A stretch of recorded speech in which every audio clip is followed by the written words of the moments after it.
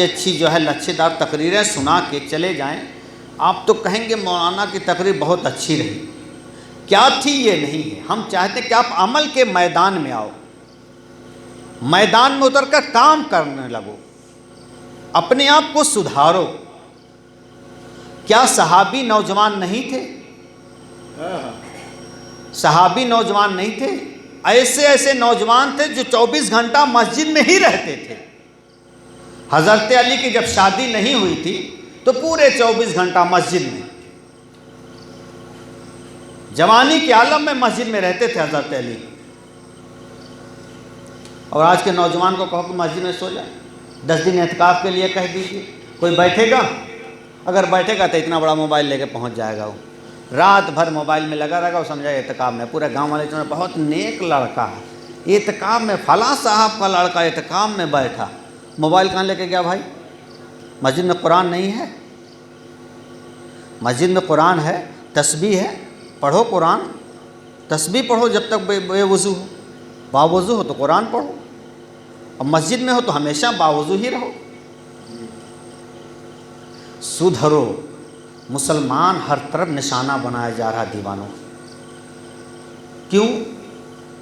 وجہ اس کی کوئی ہوئی۔ آئیے اصل وجہ پہ چلتے ہیں کہ آخر اصل وجہ کیا ہے۔ جتنا آسان ہم نے اسلام کو سمجھا ہے، یہ اسلام اتنا آسان نہیں ہے۔ ہم یہ سمجھتے ہیں کہ ہم مسلمان کے گھر میں پیدا ہوئے، ہمارا ایک نام اسلامی رکھ دیا گیا، امام نے ہاں کہ ہمارے کان میں اذان دے دی ہے، بائیں کان میں تکبیر کہہ دی، یہی مسلمان ہے اور یہی اسلام ہے۔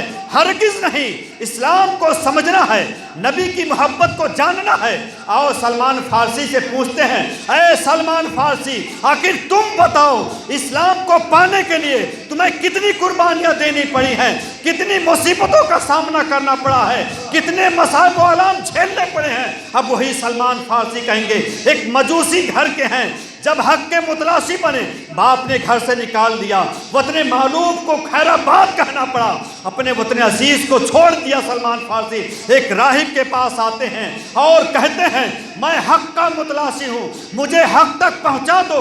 کہا ٹھیک ہے، تم میری خدمت کرو، میں تمہیں حق تک پہنچاؤں گا۔ لیکن اس راہب نے حضرت سلمان فارسی کو حق تک نہیں پہنچا سکا۔ جب اس کے جاگنے کا عالم آیا، جب وہ مرنے لگا، تب اس کے بعد اس راہب نے کہا کہ تم فلاں جگہ چلے جاؤ، تم گیموریا چلے جاؤ، وہاں ایک راہب خدا رسیدہ رہتا ہے، تم اس کی خدمت کرنا، وہ تجھے اللہ تک پہنچا دے گا۔ تم حق کے متلاشی ہو، حق سے ملاقات کرا دے گا۔ اس سے بہتر کوئی راہب دنیا میں نظر نہیں آتا ہے۔ حضرت سلمان فارسی کہتے ہیں، اس کی تجہیز و تکفین کے بعد میں گیموریا چلا گیا، خدا رسیدہ راہب کے پاس گیا، اس کی خدمت کرتا رہا۔ جب اس کے مرنے کا وقت آیا، میں اس سے کہا بتاؤ اب میں کیسے خدا تک پہنچوں گا، کون مجھے خدا کا راستہ بتائے گا؟ اس وقت سلمان فارسی نے کہا کہ سلمان فارسی سے اس راہب نے کہا تھا کہ اب میرے مرنے کا وقت آ گیا ہے، دنیا میں کوئی ایسا انسان نظر نہیں آتا ہے جس کی طرف میں تجھے بھیج دوں، ہاں ایک شخصیت آنے والی ہے، اگر تو وہاں چلا جا تو سمجھ جا تو اللہ سے مل گیا ہے۔ حضرت سلمان فارسی کہتے ہیں، دل کی دنیا بدلنے والی ہے، دل کے دریچے کھلنے والے ہیں۔ کہا خدا رسیدہ راہب جلدی بتا وہ کون شخصیت ہے، وہ کس کی ذات ہے؟ کہا نبی آخر الزماں مدینہ طیبہ ہجرت کر کے آنے والے ہیں، اگر تو ان سے مل جائے گا تو سمجھ جا کہ اللہ سے مل گیا ہے۔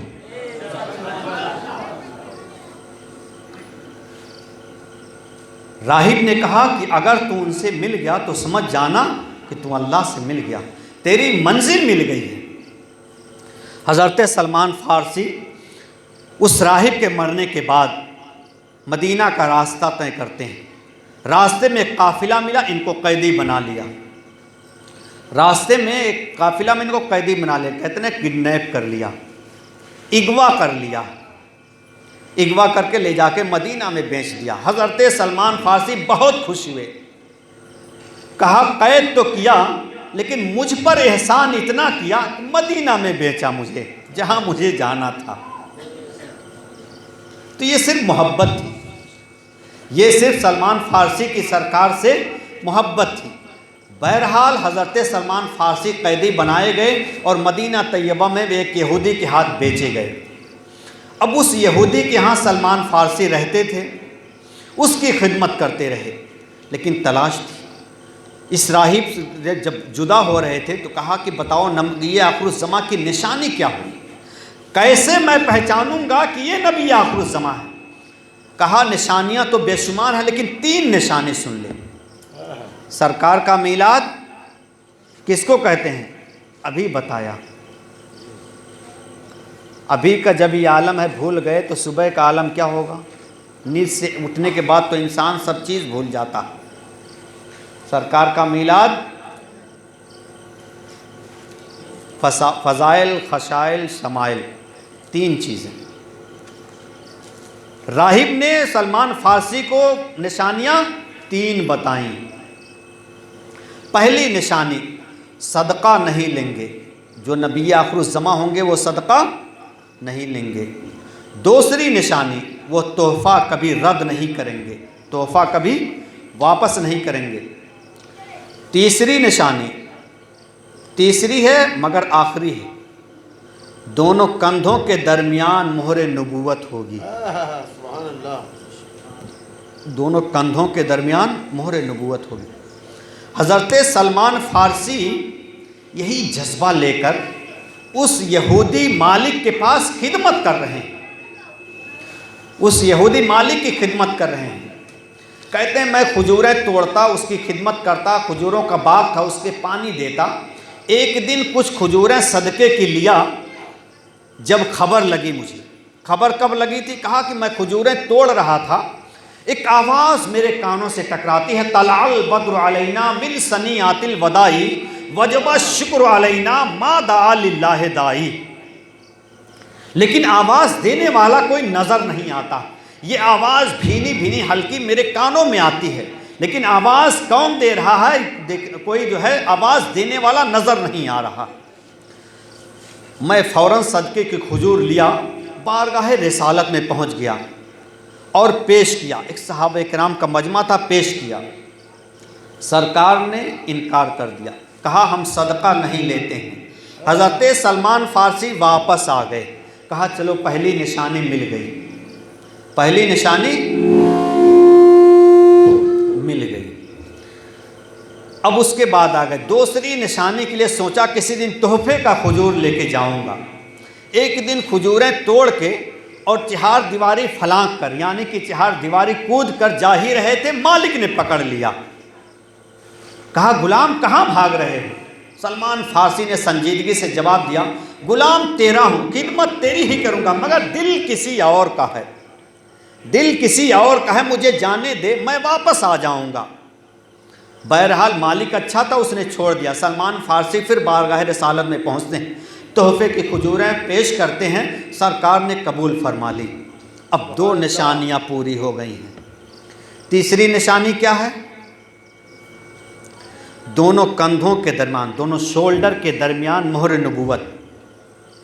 2 نشانیاں پوری ہو گئی۔ حضرت سلمان فارسی دل ہی دل میں خوش ہیں کہ ہو نہ ہو نبی آخر الزماں یہی ہے، لیکن تیسری نشانی ابھی باقی ہے، اس تیسری نشانی کو ابھی دیکھنا ہے۔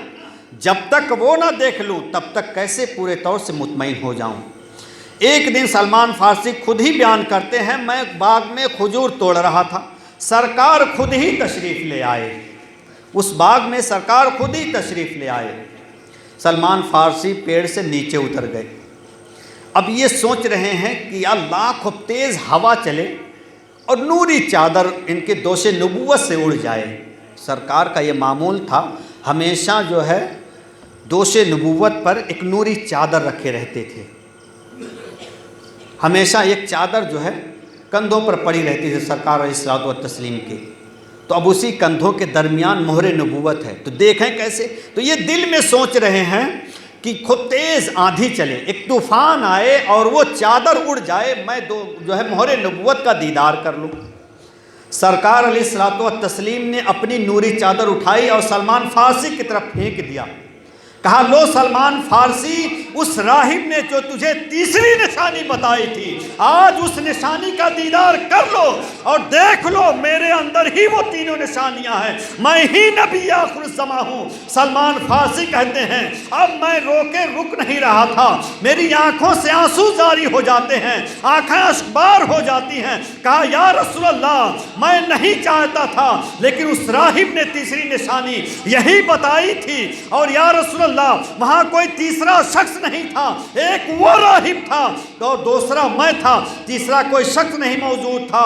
آپ کو بھی معلوم ہے اس راہب نے کیا کیا نشانیاں بتائی تھی۔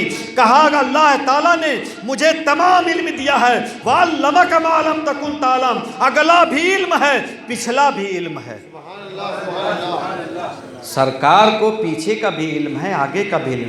حضرت جو ہے سلمان فارسی پھر وہی اسلام لاتے ہیں، صحابی بن جاتے ہیں، سرکار نے آزاد کرا دیا۔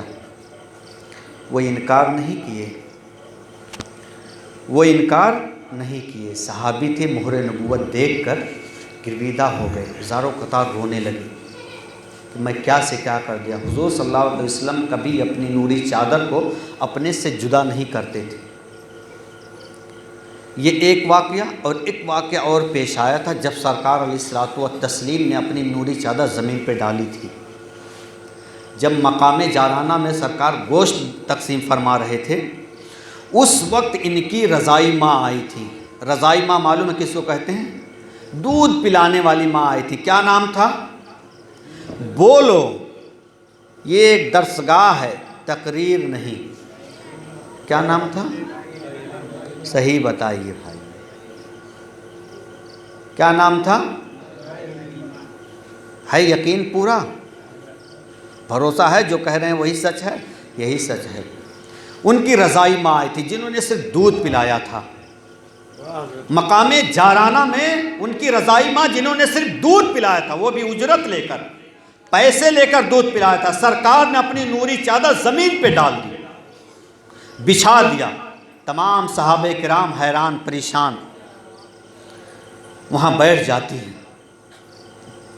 اس کے بعد ان کے جانے کے بعد صحابہ کرام نے پوچھا یا رسول اللہ یہ کون خاتون ہے جو آپ سے اتنی قریب ہو گئی تھی؟ اتنی قریب ہو گئی کہ سرکار کے یہ گھٹنے مبارک دائی حلیمہ سے ملے ہوئے تھے،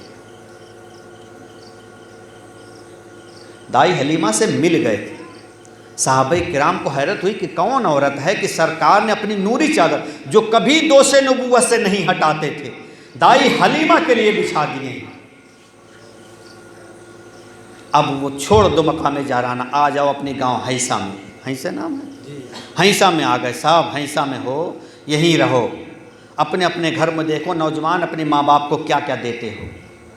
اگر سعودی کماتا ہے تو کبھی کبھی فون کر لیتا ہے، خرچہ الگ سے نہیں دیتا ہے، کبھی کبھی فون کر لیتا، اور بیوی کو روز فون کرتا، 2 ٹائم، صبح بھی، دوپہر بھی، شام میں بھی، اور باپ کو اور ماں کو کبھی کبھی کر لیتا ہے 2-4 دن میں۔ تو کہتا ماں باپ کی خیر لیا؟ ہاں بات چیت ہوتی رہتی ہے بیوی سے، اس سے بھی کبھی کبھی بات کر لیتے ہیں۔ جو کام ماں باپ کے ساتھ کر رہا ہے وہ بیوی پہ دھار رہا ہے، اور ہونا کیا چاہیے تھا؟ ہم نہیں کہتے، نہ شریعت کہتے کہ بیوی سے نہ بات کرو، لیکن حق جس کا جو ہے وہ دو۔ پہلا حق ماں باپ کا ہے، اگر نہ ہوتے تو آتے دنیا میں کیسے؟ اگر نہ ہوتے تو دنیا میں آتے کیسے؟ والدین آپ کے پیدائش کے، آپ کے وجود کا سبب ہیں، دنیا میں آنے کا وہ ریزن ہے، وہ تھے تب آئے، تو ان کو بھی کرو ان کو بھی کرو۔ سرکار نے اپنی سب سے پیاری چیز اپنی رضائی ماں جنہوں نے صرف دودھ پلایا اجرت لے کر ان کے لیے بچھا دی، سب سے پیاری چیز نوری چادر بہت اہمیت کی حامل ہے سرکار کی، سب سے پیاری چیز تھی، بچھا دی۔ آج کے نوجوانوں بتاؤ کیا اپنی سب سے پیاری چیز اپنے والدین کو دو گے یا اپنی بیوی کو؟ دو گے اپنی بیوی کو کہ اپنے ماں باپ کو؟ سب کا یہ کہنا، ابھی تو کہہ دو گے مجبوراً کہ ماں باپ کو دیں گے، لیکن گھر میں جانے کے بعد نہ پتہ چلتا ہے بیوی ایک مرتبہ جہاں ڈانٹی گا، ہٹ، کچھ نہیں دینا، فوراً وہیں جو ہے سختے میں آ جاتے۔ تو ایسا نہیں ہے، ماں باپ پہلے ہیں۔ زندگی بھر خدمت کرتے رہو، وفا نہیں ہوگا، بدلہ پورا نہیں ہوگا، کرتے رہو، بس امید لگائے رہو کہ اگر ان کی دعائیں رہیں تو دنیا میں بھی کامیابی، آخرت میں بھی کامیابی۔ ماں باپ ناراض ہیں، ماں باپ راضی ہیں تو اللہ راضی ہے۔ سرکار سے کسی صحابی نے پوچھا، یا رسول اللہ کیسے پتہ چلے کہ اللہ راضی ہے یا ناراض ہے؟ کہا اپنے ماں باپ کو دیکھ لو، اگر تمہارے ماں باپ تم سے راضی ہیں تو سمجھ جاؤ اللہ راضی ہے۔ کہاں مولانا کے پاس جا رہا پوچھنے کیسے پتہ چلے گا، کہاں بابا کے پاس جا رہا ہے، کہاں مولوی صاحب کے پاس جا رہا، تعویذ بنا دو کہ اللہ راضی ہے کہ نہیں راضی ہے، اللہ راضی ہو جائے۔ بھائی ماں باپ سے کہہ دے، اگر ماں باپ تجھ سے راضی تو اللہ تم سے راضی، ماں باپ راضی تو اللہ راضی۔ اب کیا کرو گے کچھ لوگوں کے اگر ماں باپ کرونا میں چلے گئے تب کہیں گے اب کیا کریں، اب تو چلے گئے کرونا میں، ابھی وقت ہے، جا قبر پہ پڑھ سورہ یاسین، روز اگر پڑھا سورہ یاسین 40 دن تک اگر پڑھ دیا تو ناراض ہو کے گئے تھے تب بھی راضی ہو جائیں گے، ناراض ہو کے گئے تھے تب بھی راضی ہو جائیں گے، اور راضی ہو کے گئے تھے تب تو اور خوش ہوں گے کہ چل اب تو اولاد آئی ہے، فرما برداری کا ثبوت اب تو پیش کر رہی ہے۔ تو اب سب سے پیاری چیز کیا بچی ہے؟ دولت۔ جانے کے بعد اپنی دولت ان پہ نچھاور کرو، ایسا نہیں قبر پہ لے جا کے بچھا دو، ان کے نام پہ مسجد میں، مدرسے میں خیرات کرو، صدقہ کرو، زکوٰۃ دو، ان کے ہر کام اپنے والدین کے نام سے منسوب کر دو، ثواب تم کو بھی اتنا ملے گا، اتنا تمہارے والدین کو بھی ملے گا، جتنا ثواب دینے والے کو ملے گا اتنا ہی ثواب ان کے والدین کو بھی ملے گا۔ بتاؤ دیں گے؟ 10 روپیے ہیں یہ، ہم نے صدقے کی نیت کی کہ میری ماں کی طرف سے، میری ماں کا انتقال ہو، میری ماں کی طرف سے دیا میں نے 10 روپے، تو یہ 10 کا ثواب مجھے بھی ملے گا اور اسی 10 کا ثواب میری والدہ کو بھی ملے گا۔ کیا کیا ہم نے؟ صرف نیت کی ہے، اپنے ذہن کو بدلا، دل کے ارادے کو ہم نے چینج کر لیا، صرف دل کے ارادے کو چینج کیا، ثواب دگنا ہو گیا، ماں کو بھی ملا، ہم کو بھی ملا۔ اور صرف ایسے نیت کر لیتے کہ میرا صدقہ ہے تو ثواب صرف 10 کا مجھے ہی ملتا، تو کتنا اچھا فارمولہ ہے۔ سب سے پیاری چیز جب سرکار نے اپنی رضائی ماں کو دی تھی، تو جو ہماری حقیقی ماں ہے، جس نے جنم دیا ہے، جس نے ہم کو پیدا کیا، بتاؤ اس کا حق کتنا بلند و بالا ہوگا۔ اب یہیں رک جاؤ، آئیے پھر دور رسالت سے پہلے چلتے ہیں، آپ وہ منظر اٹھائیے دور رسالت سے پہلے کا، جب بچیاں جن کے گھر میں پیدا ہوتی تھیں ان بچیوں کو زندہ درگور کر دیا جاتا تھا، عورتوں کا کوئی مقام نہیں تھا، معاشرے میں ان کا کوئی مقام نہیں تھا، عورتیں بازار کا سودا سمجھی جاتی تھی، جس کے گھر میں بچی پیدا ہو جائے اس عورت کو منحوس جانا جاتا تھا، اس گھر کو منحوس جانا تھا کہ جب سے یہ عورت آئی ہے، بچی پیدا ہوئی، مصیبتیں ہمارے گھر میں بسیرا کر لی ہیں، اور ایک باپ اپنی چھوٹی بچی کو گود میں لے کر مقتل اور مدفن کی طرف بڑھتا ہے، وہ نوزائیدہ ننھی سی بچی اپنے باپ کی گود میں ہے، وہ کھیلتی اور مچلتی ہے، وہ پیار چاہتی ہے، اس کے ہونٹ پیار کے پیاسے ہیں، اس کے رخسار پیار کے متمنی ہیں، وہ باپ کی گود میں ہے، اسے تو انتظار ہے باپ کی الفت و محبت کا، اسے تو انتظار ہے باپ کی شفقت و پیار کا۔ اس ننھی منی بچی کو کیا معلوم باپ کی گود مجھے پیار و محبت کے لیے نہیں ہے بلکہ زندہ درگور کرنے کے لیے ہے۔ ایک باپ اپنی چھوٹی بچی کو لے کر جا رہا زندہ دفن کرنے کے لیے، جب مقتل میں پہنچتا ہے، اپنے آپ کو مقتل میں پہنچتا ہے، اپنی بچی کو مٹی کی آغوش میں ڈالتا ہے، اب وہ بچی رو کر کہتی ہے، ارے باپ دیکھ تو صحیح میں تیری صورت سے کس قدر ملتی جلتی ہوں، کتنی پیاری کتنی بھولی لگتی ہوں، کتنی مجھے گود لے لے، مجھے پیار کر، ماں وہ ماں کہاں ہے تو، مجھے تیری جو ہے پستان چاہیے، مجھے تیری شفیق گود چاہیے، میرا منہ تیری پستانوں کے لیے کھلا ہے، خدایا تو ہی دیکھ، کیا تو نے اسی لیے بنایا ہے، کیا تو نے اسی لیے پیدا کیا ہے، کیوں نہیں زمین پھٹ جاتی ہے، کیوں نہیں آسمان شک ہو جاتا ہے، اوف یہ ظلم و ستم کے ساتھ اس کی آواز، اس کی فریاد، اس کا نالا، اس کا شیون ہمیشہ کے لیے ختم ہو جاتا ہے، کائنات خون کے اشکوں میں سرابور ہو جاتی ہے۔ اس کے بعد ہمارے آقا و مولا اس ادا سے جلوہ بار ہوئے کہ آپ کی ضیاء پاش کرنوں سے عالم کا ذرہ ज़र्रा जगमगा उठा, ज़मीन का गोशा गोशा मुनव्वर व मुजल्ला हो गया, कुफ्र व शिर्क की ज़ुल्मतें काफूर हो गई, इल्हाद बेदीनी का पर्दा चाक हो गया, मदहोश गफलत में चौंक उठे, जिनके दिल बिल्कुल सख्त और पत्थर थे उनके दिल उसमें रसूल की बरकत से रहमो करम का मोजज़न समंदर नजर आने लगे। बताइए, ये मकाम सरकार अलैहिस्सलातु तस्लीम ने ही दिया औरतों को।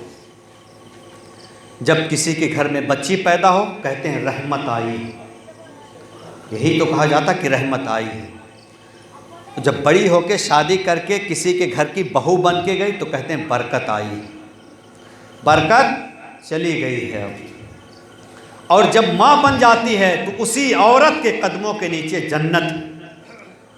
इसका दौर बदलता रहा, इसकी फजीलत बदलती रही, इसका मकाम बदलता रहा।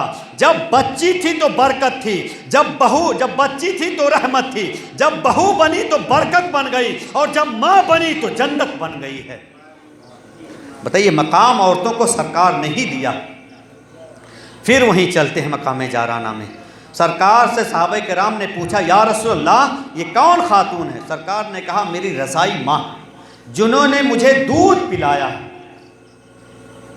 ये मकाम उस औरत का जिसने पैसे लेकर दूध पिलाया, ये मकाम उसका कि सरकार ने सबसे प्यारी चीज़, अपनी सबसे अजीज़ चीज़ उस माँ पर निछावर कर दी है।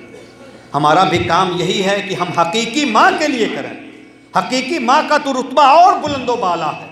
वो रज़ाई माँ थी, दूध पिलाने वाली थी, पैसा लेकर दूध पिलाई है, उजरत पर दूध पिलाई है, कोई मकाम नहीं होना चाहिए था।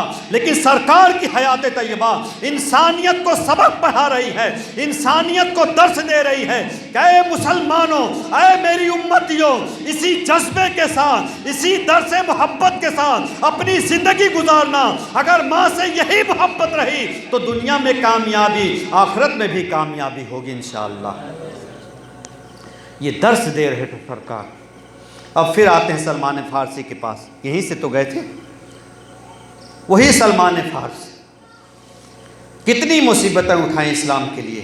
हज़रत सलमान फारसी कहते हैं, कभी अर्श पर कभी फर्श पर हक़ के मुतलाशी थे। शुरू में कहा था हक़ की तलाश में घर से निकले थे, मजूसी के घर के रहने वाले थे, बाप मजूसी थे, मजूसी के घर के रहने वाले थे, हक़ के मुतलाशी थे, हक़ की तलाश में घर से निकले थे। कहते हैं कभी अर्श पर कभी फर्श पर, कभी उनके दर कभी दर बदर, कभी अर्श पर कभी फर्श पर, कभी उनके दर कभी दर बदर। गमे आशिकी तेरा शुक्रिया मैं कहाँ कहाँ से गुजर गया, गमे आशिकी तेरा शुक्रिया मैं कहाँ कहाँ से गुजर गया। कितनी मुसीबतें झेली, कितने मसाइब व आलाम सहे, कितने लोगों की खिदमत की, लेकिन मंजिल मिली। नीयत साफ थी, इरादा मजबूत था तो नीयत मिली। आज हमारा इरादा अब देखते हैं कितना मजबूत है। हमारा इरादा इस्लाम के तय कितना मजबूत है देखते हैं। इस्लाम ने काय कार्ड दिया मुसलमान को उसकी शनाख्त के लिए। क्या है? एक तो दाढ़ी है, दाढ़ी से दाढ़ी देखकर पहचान लेते हैं कि ये मुसलमान है ना। हमने उसका एहतराम किया? कभी नहीं। उसके साथ कितने गंदा खेल खेला बताएं।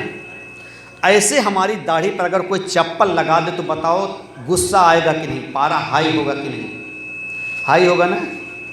और आपकी छिली हुई दाढ़ी पे लगाएगा तब भी गुस्सा आएगा ना गुस्सा। अच्छा, सही कह रहे हो, गुस्सा आएगा। हमें तो नहीं लगता कि दाढ़ी छिलाने वालों को गुस्सा आएगा। हाँ या नहीं कहो। सिखाना है कुछ, बताना है कुछ। तकरीर तो बाद में, प्रोग्राम में बहुत सारे बड़े बड़े मौलाना मुकर्रिर हैं इस इलाके में, सब सुन लेना है। बताओ गुस्सा आएगा? दाढ़ी छिलाने वालों को गुस्सा नहीं आना चाहिए हमारे हिसाब से। और अगर आपको आता है तो पता नहीं क्यों आता है। अगर कोई आपकी छिली हुई दाढ़ी पे जूता रगड़ दे, चप्पल इस तरह लगा दे तो आपको गुस्सा आएगा? तो कह दो हाँ या नहीं, बात आगे बढ़ जाए।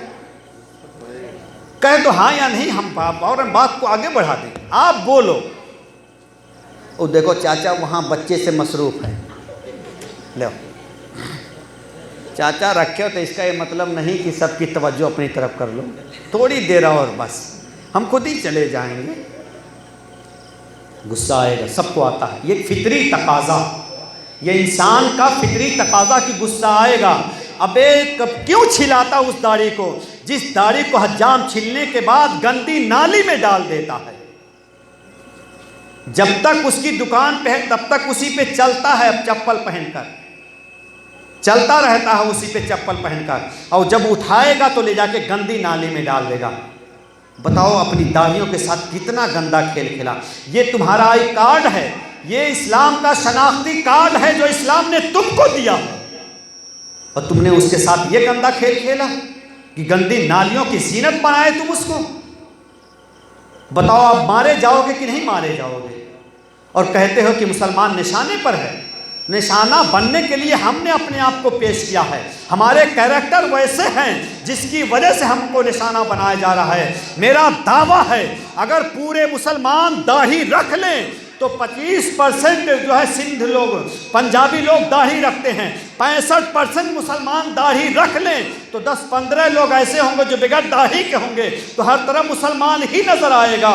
وہ لوگ دیکھ کر گھبرائیں گے کہ جدھر دیکھو ادھر داڑھی نظر آتی ہے، اور اگر ٹوپی لگا لیے تب تو ان کی خیر نہیں ہے، وہ کہیں اپنا سر چھپانے کے لائق نہیں رہیں گے، جدھر دیکھیں گے ادھر ٹوپی ہی نظر آئے گی۔ یہ ٹوپی بھی ہمارے مسلمان ہونے کی پہچان ہے، یہ ہمارے لیے شناختی کارڈ ہے، یہ ہمارا آئی کارڈ ہے۔ لہٰذا مسلمانوں اپنے شناختی کارڈ کو بھولو نہیں، بلکہ اس کی عزت کرو، اس کو اس کی عظمت کے ساتھ ہمیشہ اپنے سروں پہ سجائے رہو۔ اگر داڑھی رکھ لیے، ٹوپی لگا لیے تو کہیں بیکار نہیں رہو گے، ہمیشہ کامیاب رہو گے۔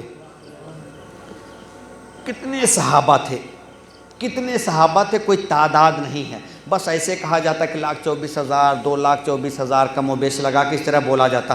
بتاؤ کوئی صحابی ایک جو داڑھی چھلایا ہو، ایک خالی، بس ایک صحابی کوئی جو داڑھی چھلایا ہو، تو سب کہو گے نہیں تو کاہیں چھلاتے ہو یار، خالی جلسے کر کے جو ہے رات بھر جاگ لو، تقریریں سن لو، نعرے لگا لو، سب کر لو، مطلب کوئی فائدہ ہے؟ یہ ہمارے اعمال، یہ ہمارے لیے ایک پہچان ہے۔ جس طرح ہم کسی آفس میں جاتے ہیں تو کہتے ہیں آدھار کارڈ لائے ہو، تو فوراً نکال کے دکھاتے ہیں اس کو اپنا آدھار کارڈ، پین کارڈ ہے تو پین کارڈ دکھاتے ہیں۔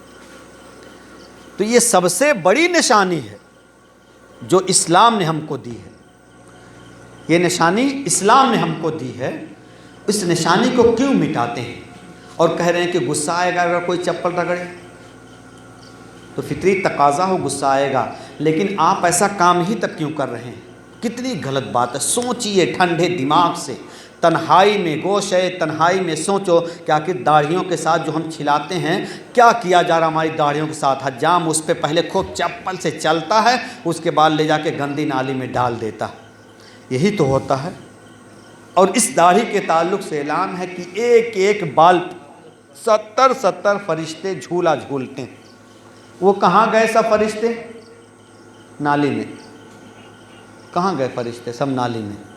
یہی تو ہوا۔ آتے کہاں فرشتے؟ پاک و صاف جگہ پہ، خوشبودار جگہ پہ، وہیں تو آتے ہیں۔ بدبودار جگہ پہ شیطان آتا ہے۔ تو ہم کیسے جو ہے مانیں کہ ہم پورے طور سے مسلمان ہیں؟ سلمان فارسی نے بہت سارے مصائب و آلام کو جھیل کر یہ اسلام پایا، تب انہوں نے قدر کی ہے۔ ہم نے اتنی آسانی سے پا لیا اس اسلام کو، اس لیے قدر نہیں ہے۔ باپ نے اذان دلوا دی ہے، ایک اسلامی نام رکھ دیا، ہم مسلمان کے گھر میں پیدا ہوئے، اس لیے مسلمان ہیں، اس لیے اس کی قدر نہیں ہے۔ مسلمانوں ایسا نہیں ہے، اسلام بہت مشکل سے یہاں تک پہنچا ہے۔ اسلام کی تاریخ اگر آپ دیکھیں تو واقعی اس اسلام کی خاطر کتنی جانیں گئی ہیں، کتنے صحابہ کرام نے اپنی اپنی جانیں دے دی ہیں۔ اسلام کو یہاں تک پہنچانے کے لیے بے شمار قربانیاں دی گئی ہیں، تب یہ اسلام ہم تک پہنچا ہے۔ آج ہم اس اسلام کو اتنا آسان سمجھ لیے ہیں۔ اب جس طرح کی یہ مجلس ہے میلاد مصطفیٰ، مجلس ہے میلاد مصطفیٰ، بس میلاد کے تعلق سے ایک مجلس ہم آپ کو بتاتے ہیں۔ جیسے یہ ایک مجلس ہے، چند لوگ بیٹھے ہیں، بات کر رہے ہیں، تو ایسے مسجد نبوی میں ایک مجلس تھی، مسجد نبوی میں ایک مجلس تھی، صحابہ کرام تھے، سرکار نہیں تھے اس وقت۔ سرکار علیہ الصلوۃ والتسلیم ظاہری حیات طیبہ کے ساتھ موجود تھے لیکن مجلس میں نہیں تھے۔ صحابہ کرام مسجد نبوی میں بیٹھے، اللہ تعالیٰ کی حمد و ثنا کر رہے ہیں اور شکر ادا کر رہے ہیں۔ کس بات کا؟ یہی آیت کریمہ جو ابھی ہم نے پڑھی ہے، لقد من اللہ علی المؤمنین اذ بعث فیہم رسولا۔ انہی میں سے اللہ تعالیٰ نے ایک رسول بھیجا۔ اللہ نے مومنین پر یہ احسان کیا کہ انہی میں سے ایک رسول بھیجا۔ اس احسان پر صحابہ کرام اللہ کا شکریہ ادا کر رہے ہیں۔ اس کے بعد اسی اثنا میں سرکار علیہ الصلوۃ والتسلیم آ گئے مسجد نبوی میں۔ صحابہ کرام ادباً کھڑے ہو گئے، کہا یا رسول اللہ صلی اللہ علیہ وسلم، کہا ہاں میں نے دیکھا کہ مجلس منعقد ہے، میں بھی آ گیا۔ میں دیکھا کہ مجلس منعقد ہے، میں بھی آ گیا، بتاؤ تم لوگ کیا کر رہے تھے؟ صحابہ کرام نے عرض کیا یا رسول اللہ ہم اللہ کا شکر ادا کر رہے تھے، بس ایک دم آخری بات چل رہی ہے۔ یا رسول اللہ ہم اللہ کا شکر ادا کر رہے تھے۔ کس بات کا شکریہ؟ کہ اللہ نے ہم پر یہ احسان کیا کہ ایک رسول انہی میں سے بھیجا۔ یہ اللہ کا بہت بڑا احسان ہے، یہ میری خوش قسمتی کہ میں تیرا امتی، یہ میری خوش قسمتی کہ میں تیرا امتی، ورنہ تقریباً 12 یا 11 نبیوں نے اس نبی کی امتی ہونے کی خواہش ظاہر کی ہے۔ 12 یا 11 نبیوں نے خواہش ظاہر کی اور ان کے زمانے کے منتظر رہے، انتظار کرتے رہے۔ حضرت ابراہیم علیہ السلام، حضرت عیسیٰ علیہ السلام، حضرت موسیٰ علیہ السلام، تمام لوگوں نے خواہش ظاہر کی اور ان کے امتی ہونے کے اعزاز میں ان لوگوں نے جو ہے کہا اپنی امتیوں کو اگر ان کا زمانہ ملے تو تم بھی انہی کے امتی ہونا، انہی کا کلمہ پڑھنا۔ اور آج ہم کو اتنی آسانی سے مل گیا لیکن ہمیں قدر نہیں ہے۔ صحابہ کرام شکریہ ادا کریں کہ اللہ نے ہمیں آپ جیسا عظیم نبی دیا، ایک رسول ہم میں بھیجا۔ یہ مومنین پر اللہ کا بہت بڑا احسان ہے، اس احسان کا ہم شکریہ ادا کر رہے ہیں۔ سرکار علیہ الصلوۃ والتسلیم نے فرمایا کہ کیا تم واقعی سچ کہہ رہے ہو؟ صحابہ کرام نے عرض کیا یا رسول اللہ ہاں ہم سچ کریں۔ کہا کیا تم حلفیہ بیان دے سکتے ہو؟ کہا کہ ہاں۔ کہا ہاں ہم حلفیہ بیان دے سکتے ہیں، ہم قرآن اٹھا کر کہہ سکتے ہیں یا رسول اللہ واقعی ہم اللہ کا شکر ادا کر رہے ہیں۔ تب اللہ کے رسول صلی اللہ علیہ وسلم نے ارشاد فرمایا کہ مجھے انکار نہیں تھا، تمہاری باتوں پر مجھے پورا یقین تھا، لیکن اتانی الجبریل، میں حجر عائشہ میں تھا، میرے پاس جبریل آئے اور عرض کیا یا رسول اللہ مسجد نبوی میں صحابہ کرام کی جماعت بیٹھی ہے، ایک مجلس منعقد ہے، اس مجلس میں آپ کی آمد پر، آپ کی بعثت پر میرا شکریہ ادا کر رہے ہیں۔ اس صحابہ کرام کے اس عمل سے اللہ بہت خوش ہے اور فرشتوں میں ناز کر رہا ہے، فرشتوں میں فخر کر رہا ہے کہ دیکھو میرے نبی کے صحابیوں کو، کہ جو ہے میرے نبی کے صحابیوں کو وہ جو ہے نبی کے اس فرمانے پر، نبی کی بعثت پر میرا شکریہ ادا کر رہے ہیں۔ سرکار تشریف لائے، کہا صحابیوں آپ کے اس عمل سے اللہ بہت زیادہ خوش ہے، تو اے ہنسا والو آپ کے اس عمل سے اللہ بہت خوش ہے۔ اس وقت نبی ظاہری حیات طیبہ کے ساتھ تھے تو مجلس میں تشریف لائے، تمام نے دیکھا۔ آج بھی سرکار علیہ الصلوۃ والتسلیم باطنی حیات طیبہ کے ساتھ موجود ہیں، تشریف لائیں گے۔ ایسا ہو ہی نہیں سکتا کہ مجلس ان کی ہو اور وہ نہ آئیں، ہوگا ایسا؟ بتاؤ ہوگا؟ بن بلائے کوئی مہمان آتا ہے؟ نہیں آتا ہے نا۔ اب تو فون کا زمانہ ہے، 4 دن پہلے سے بتا دیتے فلاں دن آنا ہے، پہلے لیکن اطلاع دیتے تھے کہ آنے والے۔ جس کا گھر بند ہو، تالا لگا ہو، اس میں کوئی مہمان آئے گا؟ نہیں آئے گا۔ اور یہاں سب کے دل کے تالے کھلے ہیں، مجلس ان کی ہے، آنا ان کا کام ہے، سجانا ہمارا کام ہے۔ پھر بات کر رہے ہو تینوں، چلو تینوں جو ہے کھڑے ہو جاؤ، سلام تمہیں تینوں پڑھا دو، ختم ہو جائے بات۔ آ گئے اچھا ابھی اور ختم کر دیں کی وجہ سے اللہ کا شکریہ ادا کیا جا رہا تھا۔ آج اس مجلس میں بھی سرکار کے آنے کا شکریہ اللہ تعالیٰ کا ادا کیا جا رہا کہ اللہ تعالیٰ نے آپ جیسا عظیم نبی ہم کو دیا ہے، ہمیں ان کا امتی بنایا ہے۔ یہ میری خوش قسمتی کہ میں تیرا امتی، اس امتی ہونے پر ہم فخر محسوس کرتے ہیں اور اللہ کا شکریہ ادا کرتے ہیں جو مومنین پر اللہ نے احسان کیا ہے۔ اس احسان کے بدلے میں اب سرکار علیہ الصلوۃ والتسلیم ہمیں سجائی ہے ان کی مجلس، آنا ان کا کام ہے۔ دل کے دریچے اگر کھلے ہیں تو واقعی سرکار تشریف لائیں گے، اور اگر گھر بند ہے تو مہمان نہیں آئے گا۔ تو دل کے دروازے اگر بند ہوں گے تو سرکار نہیں آئیں گے۔ اگر دل کے دروازے کھلے ہیں، محبت پکی اور سچی ہے تو واقعی نبی ضرور تشریف لائیں گے۔ وہ آپ نے سنا ہے یا رسول اللہ آپ ہر عاشق کے گھر تشریف لاتے ہیں، سنا ہے یا رسول اللہ، سنا ہے آپ ہر عاشق کے گھر تشریف لاتے ہیں، میرے گھر میں بھی ہو جائے چراغاں یا رسول اللہ۔ تو ایسا کب ہوگا کہ سرکار کی مجلس ہو سرکار نہ آئے؟ ہوگا، اور ایسے اگر بات کرتے رہو گے تب نہیں ہوگا، تب تو ایک دم پکا نہیں ہوگا۔ بیٹھے ہو سرکار کی مجلس میں، اب باتیں کر رہے ہو دنیاوی، ہم تو تم کو یہاں کی بھی سیر کرائے، حیثیہ کی بھی، مدینہ بھی دکھا دیے، مسجد نبی بھی بتائے، مقام جارانہ میں جہاں گوشت بٹ رہا تھا وہ بھی دکھا دیے، پھر بھی تم باتیں کر رہے ہو اپنی والی۔ تھوڑے سے پیسے میں اتنی ساری جگہوں کی سیر کرائی۔ حضرت سلمان کو بتایا، سلمان فارسی نے اسلام کتنی مشکل سے جو ہے پایا ہے، ہم اتنی آسانی سے پا گئے۔ امام صاحب نے آ کے کان میں اذان دی، مسلمان ہو گئے۔ عبدالسلام نام رکھ دیا، مسلمان ہو گئے۔ عبداللہ نام رکھ دیا، مسلمان ہو گئے۔ تو ایسا نہیں ہے، ہر چیز کے کچھ اصول اور ضوابط ہوتے ہیں، رولز اور ریگولیشن ہوتے ہیں، ان قانون کو فالو کرنا ہوتا ہے، اس پر عمل کرنا ہوتا ہے۔ تو سرکار علیہ الصلوۃ والتسلیم کی شریعت کے قانون کو فالو کرنا ہے، ماننا ہے۔ بس آپ نعرہ لگاؤ کہ ہمیں سرکار سے محبت ہے، کوئی نہیں مانے گا۔ اگر آپ عمل کر کے دکھاؤ تو ہر کوئی مانے گا، اگر آپ عمل کر کے دکھاؤ تو ہر کوئی مانے کا۔ واقعی نبی کا دیوانہ معلوم ہوتا ہے، چہرے پہ داڑھی رکھ لیا ہے، نوجوانی کا عالم ہے، سر پہ ہمیشہ ٹوپی لگائے رہتا، نماز کا پابند ہے، ہمیشہ جو ہے نماز کی پابندی کرتا، صبح سویرے اٹھ جاتا ہے، بڑے موبائل میں رات میں چیٹنگ نہیں کرتا ہے، بڑا موبائل صرف ضرورت کے وقت، بڑے موبائل میں قرآن ہے لوڈ کر لو، اس کو پڑھتے رہو۔ کتنی آسانی آ گئی ہے، پھر بھی ہم اسلام سے اتنی ہی دوری بنائے ہیں، اتنی ہی دوری بنائے۔ وضو نہیں ہے، اب وضو بنانا بھی نہیں ہے، اگر موبائل میں قرآن ہے تو آپ پڑھ سکتے ہیں، کوئی ضروری نہیں، آپ قرآن پڑھ سکتے ہیں۔ اگر موبائل میں قرآن ہے تو آپ بلا وضو بھی پڑھ سکتے ہیں۔ بتائیے اس سے زیادہ آسانی کیا ہوگی؟ جو لوگ ہمیشہ موزہ پہنے ہوتے ہیں اور جوتا پہنے ہوتے ہیں، ان کو سب سے بڑی پریشانی یہی ہوتی ہے کہ کون اتارے گا موزہ جوتا، پھر وضو بنائے گا، پھر نماز پڑھے گا۔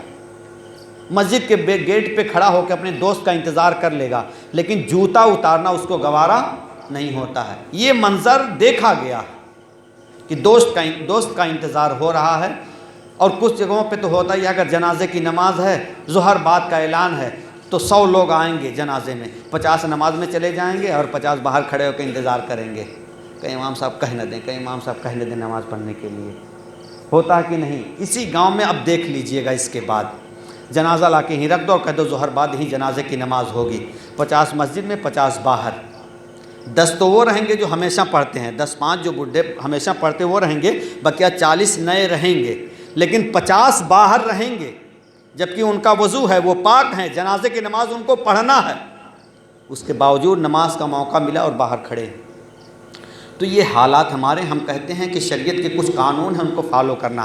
نبی سے محبت کا تقاضا ہے کہ آپ نماز پڑھو، نبی سے محبت کا تقاضا یہ ہے کہ آپ ٹوپی لگاؤ، نبی سے محبت کا تقاضا یہ ہے کہ آپ اپنے چہروں پہ داڑھی کو سجاؤ، نبی سے محبت کا تقاضا یہ ہے کہ ان میں نقص نہیں، عیب نہیں، بلکہ ہمیشہ جو ہے ان کی تعریف کرتے رہو۔ جو جس سے محبت کرتا ہے اس کا کبھی عیب نہیں بیان کرتا، اس کو عیب دکھائی بھی نہیں دیتا، اور عیب ہو بھی کیسے اور ایک امتی کے لیے زیبا بھی نہیں دیتا ہے۔ پر چراغ روشن ہو، پروانہ دلیل مانگے، پروانہ یہ کہے کہ چراغ کی روشنی کہاں ہے، ہم امتی ہیں اور سرکار میں جو ہے سرکار میں عیب تلاش کریں، ایسا کب ممکن ہوگا؟ جس کو اللہ نے محمد بنایا، جس کا نام محمد ہوگا، اس کی تعریف ہمیشہ ہوگی، ہمیشہ ہر آن ہر گھڑی اس کی تعریف کی جائے گی، ہر لمحہ اس کی تعریف کی جائے گی، اس لیے کہ جو محمد ہوگا وہ تعریف کا محتاج نہیں، بلکہ ہمیشہ اس کی تعریف کرتی جاتی رہے گی، ہمیشہ اس کی تعریف ہوتی رہے گی، اسی کا ہی نام محمد ہوتا۔ محمد کہتے ہی اسی کو ہے جس کی ہمیشہ تعریف ہو، جس کی ہر آن تعریف ہو، جس کی ہر آن تعریف کی جائے۔ تو حضور صلی اللہ علیہ وسلم کو اللہ نے محمد بنایا، اور محمد ہوگا وہی جس کی ہمیشہ تعریف کی جاتی رہے۔ لہٰذا ہمارے آپ سے چند جو ہے معروضات ہیں، آپ ان پہ عمل کریں۔ جو ہم نے بتایا نماز کے تعلق سے یہ، داڑھی کے تعلق سے یہ، ٹوپی کے تعلق سے یہ معروضات ایسے ہیں، آپ اگر عمل کریں گے تو اس کا بینیفٹ آپ کو کہیں نہ کہیں ملے گا، اس کا فائدہ آپ کو کہیں نہ کہیں ضرور ملے گا۔ بے شمار مواقع ہم اس کے جانتے ہیں کہ کہاں کہاں فائدہ ملتا ہے، لیکن وقت اور حالات ابھی اجازت نہیں دیتے ہیں کہ ہم اپنی بات کو اور لمبی کریں، اس لیے کہ ہم بس بات ہی کر رہے ہیں۔ تقریر کرتے تو تھک جاتے، تقریر کرتے تو تھک جاتے، اور پڑھاتے رہتے تو تھکیں گے نہیں۔ 5 گھنٹے کی ہیبٹ ہے، پورے 5 گھنٹہ پڑھاتے رہیں، کچھ نہیں ہونے جانے والا ہے۔ بس آپ پڑھاتے رہیں گے، آپ پڑھتے رہو، بس بات نہ کرو، ہماری باتیں چالو رہیں گی۔ لہٰذا آپ ان شریعت مطہرہ کی پابندی کریں۔ قرآن نے جس سے روکا اس سے رک جائیں، شریعت نے جس سے روکا اس سے رک جائیں، اسلام نے جس سے منع کیا اس سے باز رہیں۔ ہاں، جن چیزوں کا حکم دیا گیا اس پر پورے طور سے کوشش کریں عمل کرنے کی۔ آپ کوشش کریں گے، اللہ ہدایت دے گا۔ آپ دل میں نیت کریں گے، ارادہ کریں گے، اللہ تعالیٰ اس کو پائے تکمیل تک پہنچائے گا۔ بارگاہ رب العزت میں دعا ہے کہ حضور صلی اللہ علیہ وسلم کی آمد کے صدقے میں اللہ تعالیٰ ہم تمام کو نمازی اور سچا اور پکا مسلمان بنا دے۔ اس مجلس کو جس طرح مسجد نبوی کی مجلس صحابہ کرام کی مجلس کو قبول فرمایا تھا، اسی طرح اس مجلس کو بھی مقبول بنا لے اور تمام کی شرکت کو اپنے یہاں باعث خیر و برکت بنا دے۔ عمان بلاغ، السلام علیکم۔